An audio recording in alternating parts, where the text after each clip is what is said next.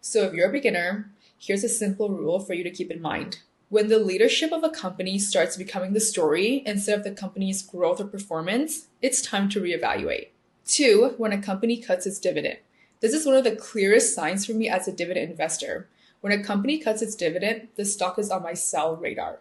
Dividends are what a company pays you just for buying and holding their stock. Since you're a part owner of the company, you get a part of the profits.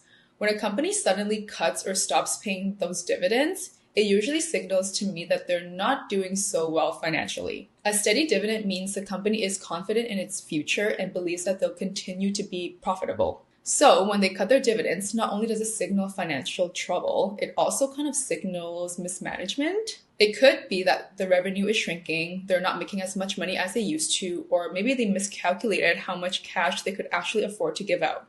Either way, it shows they didn't plan things well. In some cases, they're dealing with higher costs, too much debt, or a business that's just not growing anymore, and they need to hold onto that cash to stay afloat.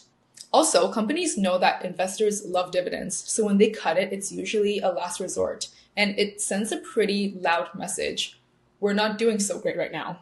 That's why I take dividend cuts super seriously. Some people say dividend cuts are the first sign of financial trouble. I say it's the last. Like I said before, companies know investors love their dividends, and when they do decide to cut it, it's often the last resort. For an example, BCE or Bell laid off a ton of their employees before they cut their dividends. And while some stocks do bounce back, I'd rather move my money into a business that's still strong.